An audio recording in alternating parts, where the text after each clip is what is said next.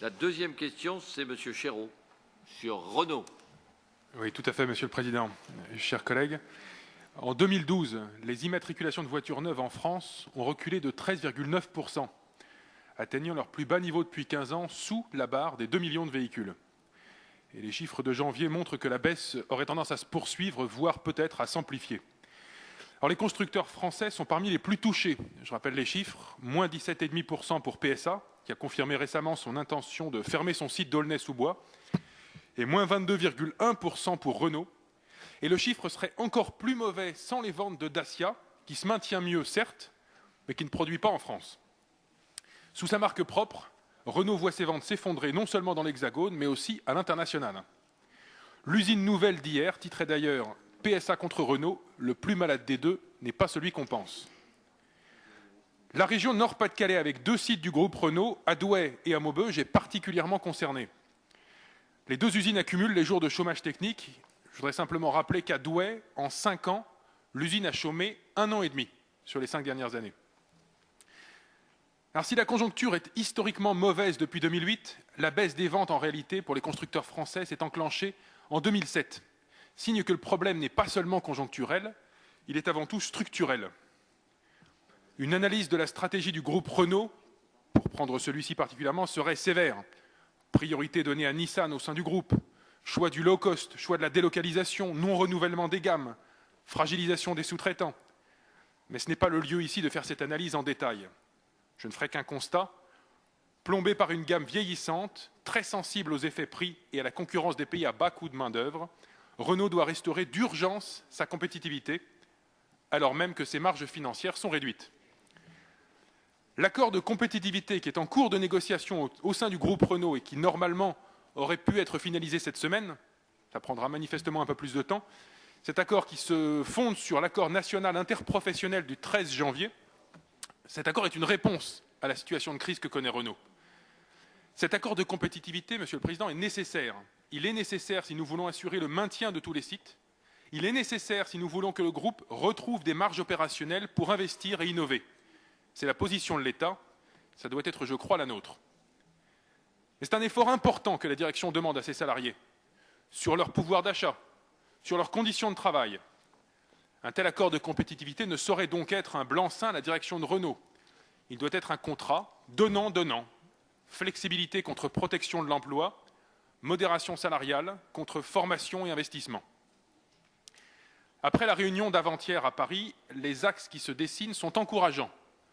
Tous les sites pourraient être préservés grâce à des relocalisations de Turquie notamment, avec une perspective de charge pour chaque usine qui pourrait remonter à 80% à l'échéance 2016.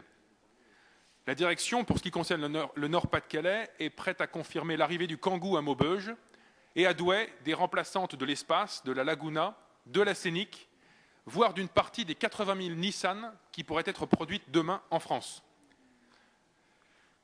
Plus, la mobilité intersite devrait continuer à se fonder sur le seul principe du volontariat, ce qui était une demande forte des salariés. Et M. Ghosn a même accepté, c'est plus anecdotique, de renoncer à une partie de son confortable salaire. 30%. Voilà. Ma question est la suivante. Dans quelle mesure la région peut-elle accompagner les sites de Douai et Maubeuge dans la phase de transition qui s'annonce? Le Conseil régional avait déjà fait le choix en 2012 de contribuer à la formation des salariés de Renault. Ce choix politique nous a ouvert les portes de l'entreprise et permis d'être écoutés. Même s'il faudra sans doute rapidement examiner la qualité et la pertinence des formations que Renault organise avec notre soutien. Ça a d'ailleurs été évoqué dans la négociation en cours et je crois que la direction est prête à proposer des formations plus qualifiantes à ses salariés. Aujourd'hui, plusieurs axes d'intervention semblent possibles. Un soutien à l'innovation, en canalisant autour de notre participation d'autres fonds publics disponibles en région. Un soutien renforcé à la formation sur des compétences transférables, y compris pour les salariés qui souhaiteraient quitter l'entreprise. Et peut-être la mise en place d'une réflexion régionale sur la GPEC dans la filière automobile, ça a été, je crois, évoqué dans le cadre du pôle de la filière automobile, qui pourrait permettre d'étendre les échanges de salariés aux sous-traitants, voire à d'autres industries. Renforcer notre soutien, encore une fois, c'est acheter le droit de vérifier dans la durée le respect du contenu social de l'accord.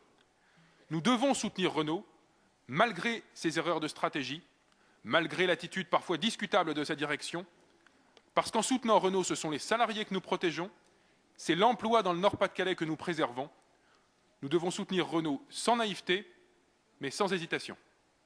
Merci de votre attention.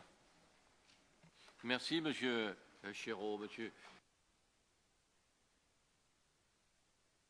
Nous concluons avec Frédéric Chéreau. Oui, merci, Monsieur le Président. Vous avez deviné que j'avais souhaité prendre la parole sur ce sujet qui me tient particulièrement à cœur. Et je suis étonné, Madame Le Pen, que vous repreniez la parole sur ce sujet qui a déjà été évoqué hier, sur lequel je pensais que nous avions pris une position assez claire, mais peut-être n'étiez-vous pas en séance quand ça a été évoqué. Vous dites vouloir préserver les emplois de Renault. Non, excusez-moi, je termine. En proposant de punir Renault, puisque c'est au fond le sens de votre motion, ce sont les salariés de Renault que vous punissez, y compris les salariés de Renault qui habitent à Hénin-Beaumont. Donc je suis très surpris de cette position. Et je voudrais d'ailleurs vous rappeler que dans les propositions que fait aujourd'hui la direction de Renault dans le cadre de la négociation en cours, on parle de relocalisation de certaines productions qui étaient jusqu'à présent en Turquie, à Bursa. Donc il faut regarder le dossier un petit peu dans le détail quand vous intervenez sur ce sujet. Aujourd'hui, Renault est dans une situation critique. Je citais hier le chiffre de moins 22% des ventes en France. Alors effectivement, c'est d'ailleurs ce que j'ai dit, on peut mettre en cause la stratégie du groupe Renault. Il y a des critiques à faire. Mais aller de la critique au retrait de notre soutien, c'est un pas que nous ne devons pas franchir. Le groupe aujourd'hui a besoin de retrouver sa compétitivité. Il y a finalement un double enjeu à la fois de soutien à court terme aux salariés, à l'effort qui leur est demandé, parce que c'est un effort important. Et cette restauration de la compétitivité, c'est le soutien aux salariés à long terme, parce que c'est assurer leur emploi demain, dans la région et dans la France entière. Alors bien sûr, nous devons être vigilants, nous ne devons pas être naïfs, mais il est hors de question de mégoter notre soutien à Renault et à l'industrie automobile aujourd'hui.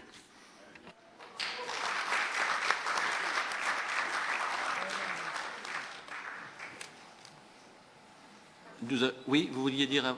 Excusez-moi, Monsieur le Président, parce que j'ai l'impression que personne n'a lu la même motion. Je crois que les choses sont claires. Conditionner les aides aux entreprises. Geler les aides à Renault. Geler les aides dans l'attente d'engagements clairs.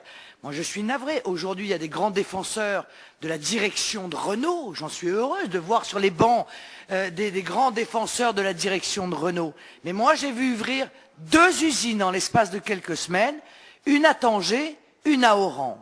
Ça me pose quand même un problème sur la volonté exprimée de Renault de vouloir relocaliser sur le territoire national et particulièrement sur le territoire de la région.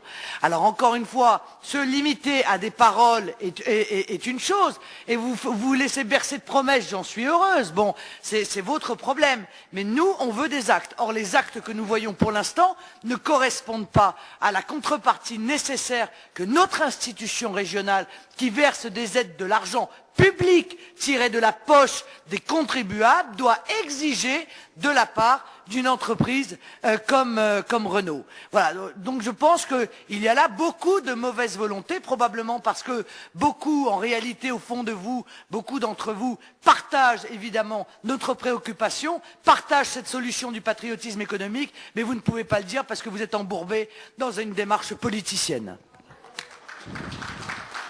Je ne crois pas que les syndicats en cours de négociation en ce moment se berceront simplement de promesses. Ils ont des demandes claires et précises, et ils attendent des réponses précises. Mais votre position sera transmise aux ouvriers de Renault qui habitent à Hénin-Beaumont, Madame Le Pen.